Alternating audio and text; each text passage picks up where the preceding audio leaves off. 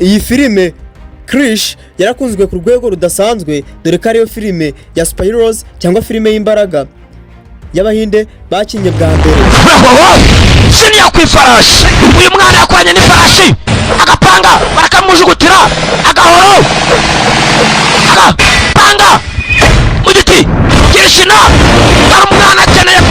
Director w'iyi filime Rakesh Roshan yagize igitekerezo cyo kuba yarema indi filime imeze nkaho ari ziriya filime zo muri Amerika z'aba superheroes nk'aba The Flash, Avengers n'aba Superman. Rakesh Roshan yabonye abahinde bamenyereye cyane muri filime z'inkundo n'amadrama gusa n'amamelodrama. We aravuga ati reka nzane igitekerezo kitari kimwe nk'icy'abandi, nzane filime y'imbaraga, nzane filime y'umugeri ya action ikubita ariko nanone irimo imbaraga cyangwa se y'aba superhero. Iyo filime nta yindi ni Krrish. Iyi filime igisohoka abari bayitegereje barumiwe dore ko ifite inkuru idasanzwe. Ubundi iyi filime igizwe n'ibice bitatu. Igice cya mbere cyayo cyitwa Kuri Filime Krrish. Iyi Kuri Filime Krrish yakinwe muri 2003 dore ko director Rakesh Roshan mu gice cya mbere niwe directinze anayikinamo. Uyu Rakesh Roshan mu buzima busanzwe ni papa wa Hrithik Roshan, ariwe mungu wayikinyemo yitwa Krrish. Iyi filime itangira umushakashatsi Rakesh Roshan ashaka kumenya niba koko mu isanzure y'ibindi binyabuzima, ashaka kubivugisha, abashaka kumenya ko hari ibindi binyabuzima mu isanzure akaba yavugana nabyo. Nyuma uyu mushakashatsi abona ko ibyo bintu koko byashoboka, nyuma akagira igitekerezo ariko akakijyana abandi ba scientifique bakamutera utwatsi atereka ariko ibyo bintu ntabwo byashoboka. Nyuma agataha babaye n'intimba, ageze mu nzira ataha ari kumwe n'umugore we mu modoka, byayiveje uko karabibona biri kumanuka akabirangarira, imodoka igahita ikora impanuka dore ko umugore we aba atwite, ubundi ndakayikubita hasi. Uwo mugabo Rakesh Roshan akasiga ubuzima. Uyu mumama abyara umwana, uko agenda akura akabona ko uyu mwana atujuje ibyangombwa, nyuma akamujyana kwa muganga. Uyu mwana bigera agakura akagira imyaka myinshi, ariko bitewe n'ikibazo cyo mu mutwe cyo kudindira mu mutwe no kuba yari afite ikibazo cyuko ubwonko bwe budakura ngo bugendere rimwe n'imyaka ye, bikagera aho ngaho akaba akiga mu wa mbere primaire. Nyuma uyu mwana aza gucokoza imashini byarasizwe na papa we mu bushakashatsi, ari gukina bikarangira hamagaye byabive hejuru cyangwa se byanyabuzima byo mu isanzure, agakominikana nabyo atabizi kubw'impanuka. Ibi birangira igiturage cy'iwabo umuriro ubuze, bakibaza ibibaye bikabayobera, kumbe byabive hejuru nibyo babije. Kaza gusubirayo, ariko mu gihe cyo gusubirayo bisiga ikindi kive hejuru kimwe kigasigara aho hantu mu ishyamba, ariko polisi y'Ubuhinde iza kuvumbura ko icyo kive hejuru cyasigaye, ariko nyuma kikaza guhishwa n'uyu muhungu Rohit. Uyu muhungu Rohit agihisha na nyina atabizi, dore ko nyuma iki kive hejuru kiza kuvumbura ko uyu muhungu afite ikibazo yavukanye mu mutwe, nuko iki kive hejuru kikaza kumuhereza imbaraga zacyo. Iki kive hejuru kimubumbiraho duke kutubaraga kikamuhereza, ubundi uyu Rohit bikaza kurangira abaye muzima mu mutwe kandi akajyana n'imbaraga zidasanzwe. Rohit avumbura ko iki kive hejuru gikunda gukura imbaraga cyane ku izuba, ari naho bahereye bakiyita Jadu.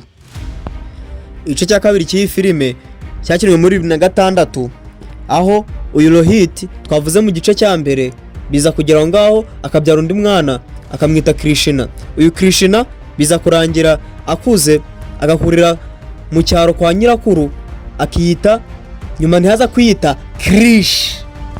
Uyu Krrish aba ari umwana usanzwe, umusore w'ibigango wiryohereza bisanzwe mu cyaro, ariko nawe aba afite amatsiko yo kuzajya mu mujyi, ajya mu mujyi akurikiye y'urukundo kugira ngo azashyingiranwe n'umukobwa bahuriye mu cyaro ariko akaba atuye mu mujyi. Nyuma akaza kumenya ku byerekeye n'urupfu rwa se ko papa we yapfuye yishwe na Dr. Arya.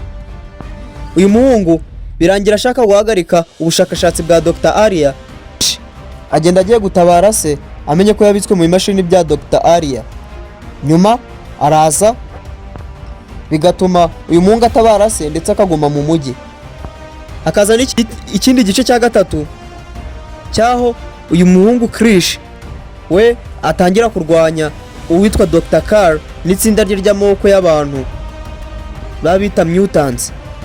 Aba bashaka gukora virusi ku buryo barema ibindi biremwa bidasanzwe, ariko Krish na papa we baba bashaka guhagarika ibi binyamaswa kugira ngo bitazakwira iyi si bikagira ikindi kibazo biteza gikomeye cyane. Ubundi Krish igice cya mbere cyayobowe na Rakesh Roshan aricyo bita ko Imirgeya. Iki gice cyakinwe muri 2003. Igice cya kabiri nacyo cyayobowe na Rakesh Roshan mu 2006. Igice cya gatatu cyasohotse muri 2013 nacyo kiyoborwa na Rakesh Roshan. Dusanga ko abakinnyi b'ingenzi harimo Hrithik Roshan, Priyanka Chopra, Kangana Rano ariwe babita Kaya na Vivek Oberoi ariwe babita Carl. Iyi filime bitewe nuko yagoranye mu kuyikina, dore ko hari aho Krish afata ipine abari imbere ya green screen bakamwambika imigozi hejuru ye bagashyiraho ikintu gisa n'igikinze nka rya pine neza ry'indege, bo bakagenda barekura imigozi bamwambitse gake gake bakagenda bamuzamura. Uko bamuzamura bagakoresha CGI, bagiye bakora ira design, bakajya bakora design y'ama etage ndetse bagakora na design hejuru imeze neza nk'indege. Ubundi wo mureba bakajya bamuzamura gake gake ku migozi yafashe kuri cya kintu kidesigninze nk'ipine ry'indege, ubundi ukajya ubona koko yatereye rya ndege n'ijeke ryayo yaribereye nk'ijeke. Hakaba n'indi scene ya etage imugwira. Iriya scene ije dore uko bayikoze, bafashe ikibuye kitari kinini, ubundi aba stand doubles babiri bagifata impande ebyiri ku migozi, ubundi Krish asa n'ukishyize ku mutwe, ubundi bakoresha CGI mu kudesigninga ari ama etage n'icyo gice cy'ikimanyu kimeze nka etage cyamugwiriye. Ibi byose byakozwe na CGI. CGI ku batabizi ni ikoranabuhanga rya mudasobwa rizana ibintu bidahari mwe mukabidesigninga nk'aho bihari, ku buryo twe tureba filime tubona nyine kuri byari bimeze muri Krish ngari ku ma etage aguruka, kandi wapina imigozi yari yambaye ariko ari ama etage ndetse no kuguruka bira byose CGI ikerekana ko ari mu ma etage ari kuguruka.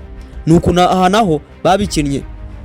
Kubera ibi byose usanga ko Krish zose haba igice cya mbere cyatwasaga $35,000, igice cya kabiri gitwara asaga hagati ya $50,000 na $60,000, igice cya gatatu gitwara asaga hagati ya $115,000 na $130,000.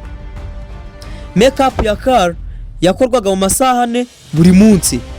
Izi mutant harimo Kaya, Cheetah Woman, Rhino Man bakoresheje makeup yitwa prosthetic makeup. Iyi mask y'umukara yakozwe n'abahanga bo muri Hong Kong. Imyenda ya Krish cyasira suit ya Krish yakorewe muri Turukiya na Hong Kong barafatanya. Iriya suit yatwaye asaga $80,000 z'amahinde kugira ngo ikorwe neza.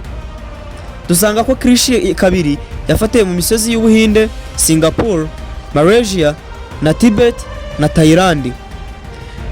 Uru ni urugendo rwa Krish kuva ku mwana utuje wiberaga mu cyaro yimereye neza, ari umusore uryoshya nk'abandi, kugeza habaye umusuperhero cyangwa se intwari y'Ubuhinde agahangana n'isi yose. Nge twabanya mu ikiganiro nitwa Dolph. Ushaka ari indi filime twaza gukoreraho wabishyira muri comment. Nizere ko wewe urangije ikiganiro Imana iguhe umugisha.